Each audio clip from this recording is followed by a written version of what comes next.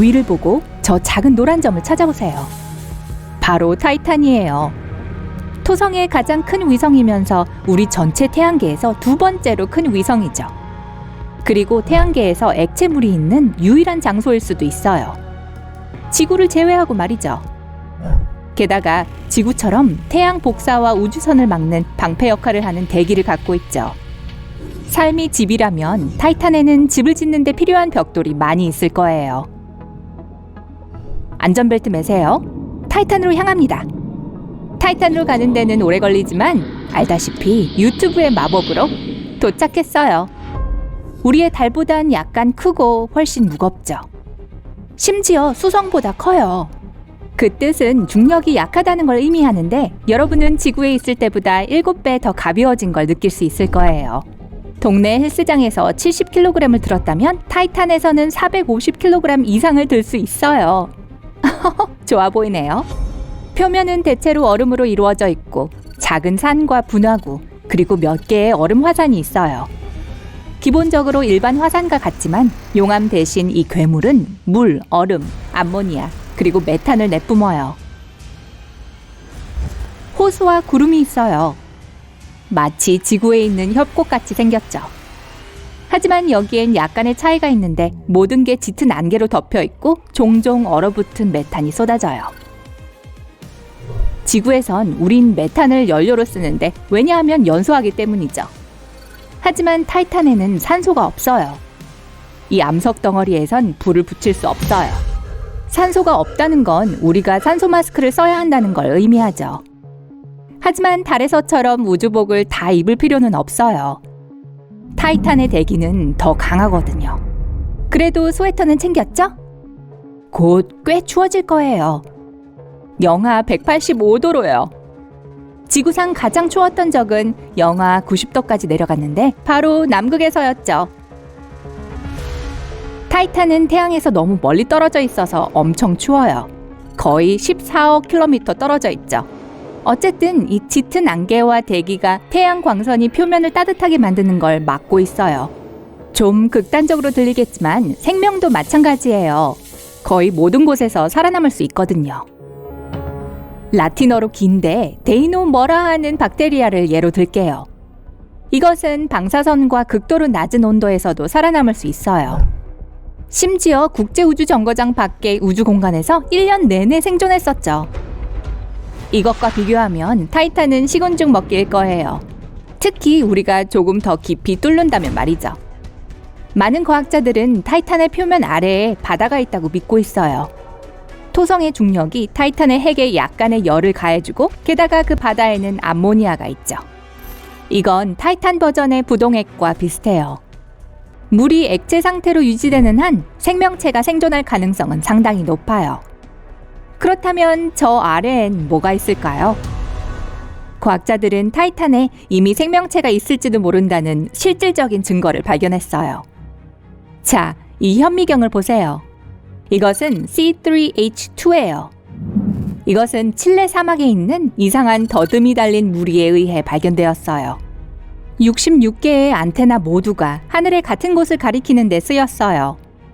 이 C3H2 분자는 생명의 코드인 DNA를 만드는 데 필요한 요소로 작용할 수 있어요. 어떤 사람들은 이 분자들이 수십억 년 전 생명이 시작되었을 때 우리 행성에 있었다고 생각하죠. 또 과학자들은 타이탄에 실제로 착륙한 탐사선으로 이걸 직접 확인했어요. 그 사막 안테나가 옳았던 거죠. 타이탄은 우리가 살 수 있는 장소 목록의 맨 위로 등극했어요. 화성아, 미안해. 나사에는 드래곤플라이 미션이라는 새 프로젝트가 있어요. 그곳에 드론을 보내 타이탄을 한층 더 탐사할 겁니다. 이 임무는 아직 6년 남았고 로켓은 토성의 위성에 그 시점에서 9년 후에 도착할 거예요. 그래서 짐을 싸서 타이탄을 이사가기 전까진 좀 기다려야 해요. 드래곤플라이 드론이 타이탄의 표면에 착륙한 후 더블 헬리콥터처럼 붕 날아다닐 거예요. 1m 너비의 프로펠러가 8개 있죠. 중력이 약하기 때문에 그걸로 드론의 순항 속도를 높여주기에 충분하죠. 수직으로 약 3km를 비행할 수 있을 거고 일반 헬리콥터처럼 수직으로 이착륙할 수 있죠. 이 모든 것의 주된 문제는 드론의 배터리예요. 어떤 건진 모르겠지만 과학자들은 열복사 에너지를 전기 에너지로 바꾸는 발전기를 발명했어요. 배터리 1회 충전하면 몇 시간 연속 비행하기에 충분하죠.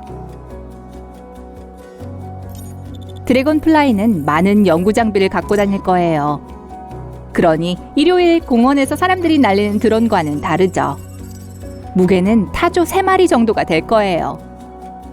2개의 드릴, 센서 여러 개, 주변에 어떤 화학물질이 있는지 알아내는 분광기도 있을 거예요. 그리고 온도와 구름 등을 측정할 수 있는 장비들이 많이 있는 자체 날씨 채널도 있을 겁니다.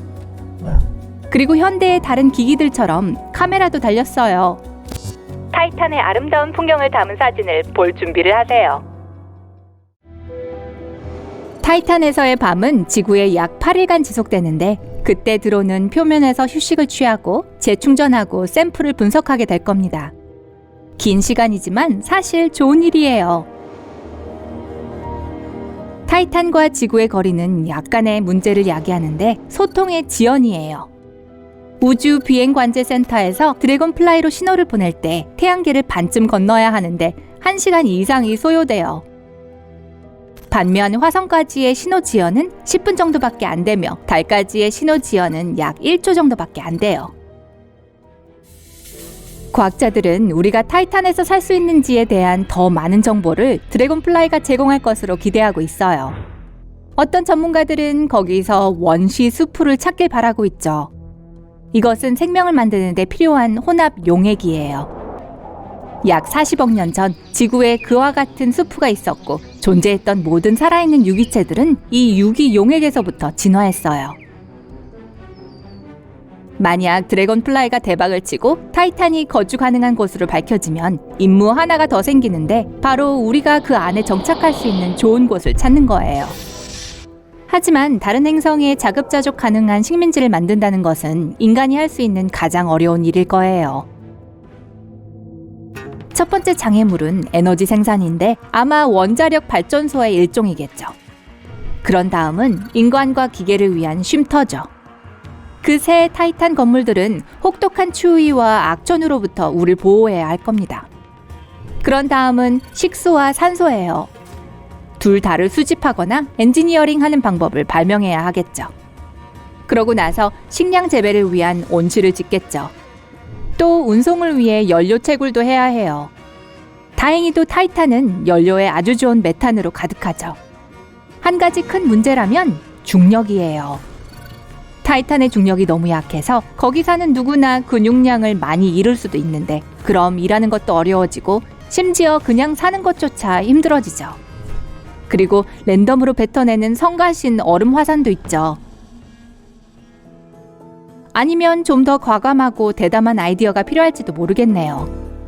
우리가 거기서 숨쉬고 100개의 모자와 장갑을 끼지 않아도 되도록 타이탄의 대기를 바꾸는 건 어떨까요? 그렇게 하기 위해서는 우린 타이탄의 표면을 오랫동안 테라포밍 해야 해요. 타이탄의 대기는 우리가 숨 쉴 수 있게 산소로 풍부해야 되고 조금 따뜻하면 좋겠죠. 다음 단계는 생물권을 만드는 거죠. 식물 말이에요. 타이탄을 지구로부터 가져온 식물들로 활짝 핀 정글로 바꿀 수 있어요. 하지만 압력과 중력 때문에 지구의 식물들과는 완전 달라 보일 거예요. 모두 엄청 크게 자랄 수 있거나 아주 작은 크기로 줄어들 수도 있어요. 사실 잘 몰라요. 우선 우리는 타이탄에서 생명체가 살 수 있는지를 확인해야 해요. 과학자들은 최근에 금성에 생명체가 있을지도 모른다고 생각했죠. 지구와 비슷한 크기고 과학자들은 심지어 금성을 지구의 쌍둥이 자매라고 부르기까지 했어요. 그들은 금성에서 인화수소란 가스를 발견했어요. 놀랍게도 살아있는 유기체에 의해 만들어진 것일 거라 했는데요. 알고 보니 사실이 아니었어요. 뭐 꼭 그런 건 아니에요. 인화수소가 떠다니긴 하지만 우리가 처음 생각했던 것보다 훨씬 적었어요. 다른 행성의 과학은 정말 어려워요, 여러분. 우린 그런 실수를 항상 하죠.